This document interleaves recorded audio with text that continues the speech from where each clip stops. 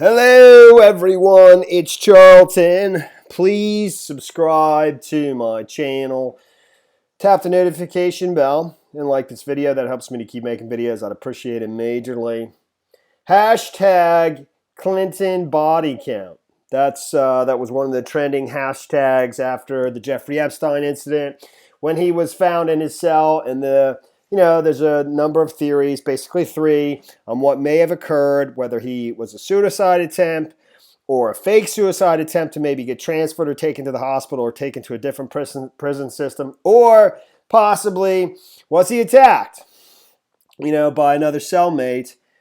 And that's the one I'm kind of looking at right here. Although I just found it hilarious that all the pro-Trump supporters, went with the Clinton body count, because the logic behind that, because there is no logic behind it, none.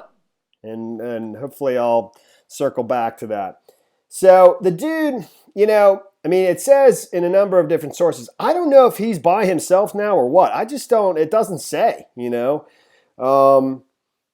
Epstein, whether he's completely in solitary by himself or whether he's still with the same dude, Tartaglione, Nicholas Tartaglione, that was in the news and was considered possibly, many reports said he was questioned by the prison system authorities, whether or not he attacked Epstein. And the dude is a former police officer, and he's standing accused of 4 murders and a drug deal gone bad. Obviously, he was a dirty cop if these accusations are true. But I don't know. I know that several reports say that Jeffrey Epstein at one point was in the general population and then was moved to, a solitary confinement type situation. It says after initially being put into general population at the Metropolitan Correctional Center, Epstein had been moved to solitary protective custody after other inmates threatened him. Another source familiar with his conditions has told the Daily Beast. Same thing over at The Guardian, similar thing, that, following his arrest on July 6, Epstein was initially held in general population wing, but was reportedly moved to solitary protective custody after other inmates threatened him. So I don't know if he remains in solitary protective custody and if he's completely by himself or if he remains with this dude. Because, that dude is in solitary protective custody, confinement, whatever it's called. Custody. Tartaglione. And because he was, he's a former police officer, and any former police officer in the prison system faces death, basically. And he was attacked back in 2018. Hopefully I'll get to that myself. What I'm basically driving at here, this is my second attempt, is, in the last couple of days, it was announced that, the Justice Department is going to begin federal executions again. This was just in the last 24, 48 hours.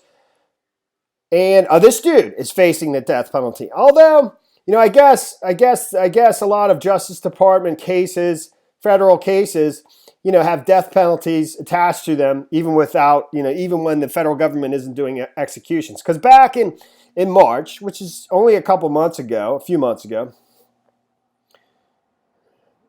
4 or 5 months ago, whatever, it's July to 4 months ago, Attorney General William Barr declared back in March that prosecutors would be seeking the death penalty over the callous crime. That's referring to Nicholas Tartaglione, the former police officer who allegedly murdered 4 people in a drug deal gone bad. It's not terribly important, but I think he shot somebody at the bar. He summoned them to a bar at some point. I think they didn't pay him for some drugs or something like that. Killed one of them there and then took the 3 of them back to his home, allegedly, and then killed the 3 of them execution style, shooting them back in the back of the head. So, but when Jeffrey Epstein was moved from the general population to solitary protective custody, he did still have a cellmate, according to this NBC report here. They were in the same cell together. Okay. Let me play that just so I'm not, at least that's what NBC says here. The possibility that Epstein was attacked is also being considered. 2 people familiar with the incident tell NBC's New York station that Epstein shared a cell with Nick Tartaglione, a former police officer accused of murder. Tartaglione's lawyer says his client was questioned, but is not a suspect. He did nothing wrong at all. And he's not being investigated for doing anything wrong. He's not been accused of doing anything wrong. A judge denied Epstein's bail. Okay, at least question. I think his lawyer there, Tartaglione's lawyer, is a little vague, saying he's not being investigated, but I guess he was in fact questioned. Basically, what I'm suggesting here is, is it possible that this individual is given an offer, to get rid of this individual and possibly would be given leniency, or, I seriously doubt a presidential pardon, but, some kind of leniency that takes the death penalty off the table from the Justice Department. He's going to be prosecuted through the Justice Department. William Barr is saying prosecutors are going to, pursue the death penalty. And just in the last 48 hours, the federal government announces they're going to start executing people as early as this winter, and I mean, it says over here at heavy.com that Tartaglione could be the first person executed in federal crimes in New York since 1953. That would just be for New York. That's why it's since 1953. But like I said, if I did say it, I don't know. The federal government hasn't executed anybody in 16 years. But just in the last couple of days, they announced they're going to start doing it. And they're going to start doing it as early as this winter. So, I mean, basically, if this person was prosecuted, in a quick fashion, he could be facing execution pretty quickly.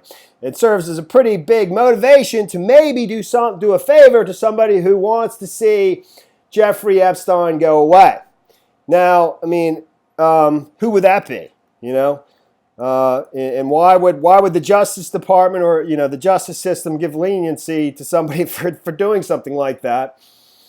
You'll have to draw your own conclusions. But I seriously doubt that the justice system, the Justice Department would be doing that on behalf of the Clintons.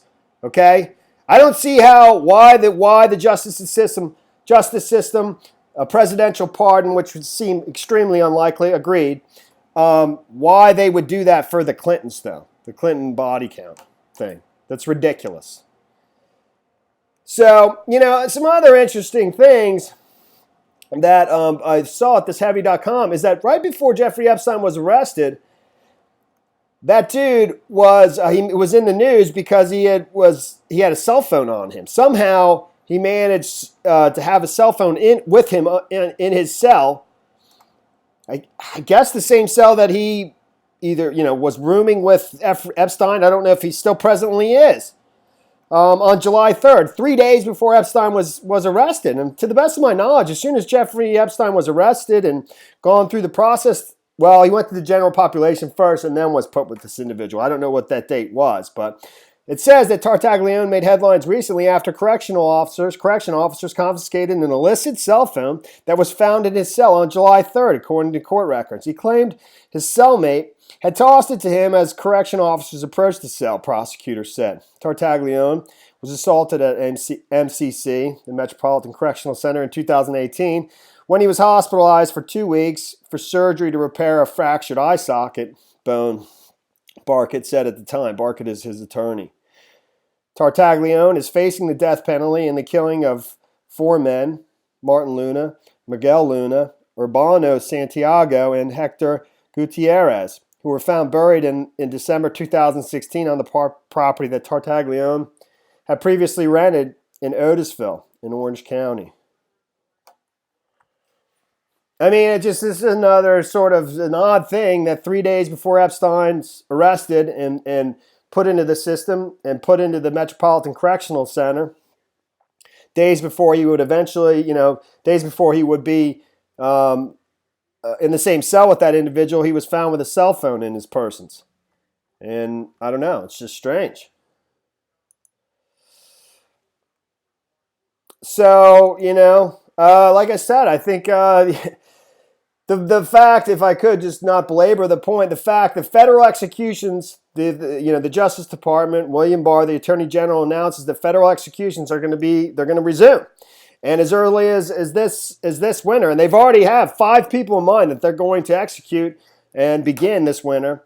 this individual wasn't one of the 5, but he hasn't even gone to trial yet. He's been in this MCC, Metropolitan Correctional Center, for quite a while, for 2 years. I don't know how somebody can remain in such a long, at that facility for such a long time without going to trial. I don't know how long Epstein can remain there. That's a good question. I really don't know. But, upon his trial, he could be facing execution himself in a speedily manner. And so the motivation for leniency from the justice system, from the Department of Justice, headed by William Barr, Attorney General William Barr, who reports to the president, might be the big motivator, I would think, to make an individual go away who might be a problem for the president. And that's what I'm saying. So, but I don't see how that would have anything to do with the Clinton body count. Does William Barr, is he working on behalf of the Clintons? Would Trump like to see Epstein go away so that he could spare the Clintons the embarrassment? Is that what it is? It's pretty silly. Everything I'm saying is all conjecture, obviously. It's just theory. But nevertheless, I don't see how the Clinton body count, it's just absurd. And that's the story there, man. That is the story there. All right, well, thanks for watching my videos. Please subscribe to my channel. Give me a like down below. And I'll see you in the next video. Later, man.